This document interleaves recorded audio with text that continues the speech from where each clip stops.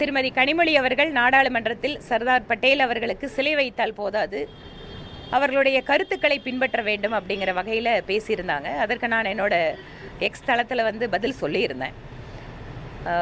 தமிழ்நாட்டில் கூட திருவள்ளுவருக்கு சிலை வைக்கிறீர்கள், ஆனால் திருவள்ளுவர் சொல்லியிருக்கின்ற கல்லுண்ணாமையை நீங்கள் எப்போது எடுத்துக்கொண்டீர்கள்? அதை விட்டுட்டு ஒவ்வொரு தெருவுக்கும் டாஸ்மாக் கடை ஓப்பன் பண்ணிட்டு இருக்கீங்க.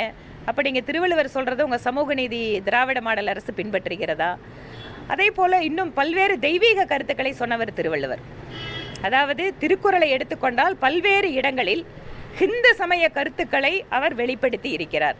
ஆனால் அதையெல்லாம் புறம் தள்ளிவிட்டு ஹிந்து சமய கருத்துக்களுக்கு எதிராக உங்கள் தலைவர்கள் பேசுவதும் செயல்படுவதுமாக இருக்கிறார்கள். அப்போது நீங்கள் திருவள்ளுவருக்கு சிலை வைத்துவிட்டு அவருக்கு எதிராக இந்த மாதிரி நீங்கள் பேசிட்டு இருக்கிறீங்க அப்படிங்கிறத என்னோட பதிலாக சொல்லியிருக்கிறேன்.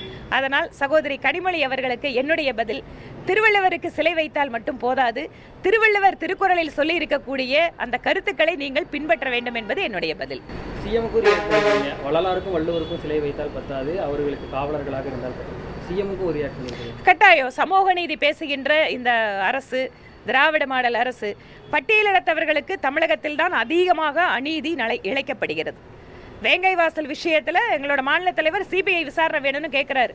இதை நாங்கள் மட்டும் கேட்கல, உங்களோட கூட்டணி கட்சியில் இருக்கிறவங்களும் கேட்குறாங்க. அப்போ என்ன அர்த்தம்? உங்களோட திராவிட மாடல் அரசிலே பட்டியலிட சகோதரர்களுக்கு நீதி வழங்கப்படவில்லை. ஆக வள்ளலார் பேசுவதையும் வள்ளுவர் பேசுவதையும் நீங்கள் எடுத்துக்கொள்ளாமல் அதற்கு முற்றிலும் புறம்பாக செயல்படுகிறீர்கள் என்பதும் எங்களுடைய கேள்வி. இப்போ இதை தாண்டி இன்னொரு கேள்வி, தாவேக்கா தொடர்பாக ஒரு ஆண்டை நிறைவு பண்ணிட்டாங்க, ஆதவர்ஜுனா அங்கே போய் சேர்ந்திருக்கிறாரு. இது போன்ற விஷயங்கள் இருக்கும்போது ஒரு பேசு பொருளாகவே இருந்துட்டு இருக்காரு.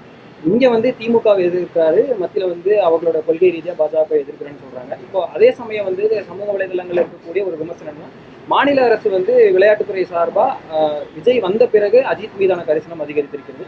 அதே சமயம் மத்திய அரசு இவ்வளவு நாள் விருது கொடுக்காம பத்மபூஷன் இந்த மாதிரி விஷயங்கள் கொடுத்துருக்காங்க அப்படின்னு சொல்லி விஜயின் அரசியலுக்கு பின்பு அஜித் மீதான கரிசனை அதிகரித்திருக்குன்னு சொல்றாங்க. அதை இந்த நான் விஜய் அஜித் 2 பேர் படத்தையும் நல்ல படமாக தான் பார்ப்பேங்க.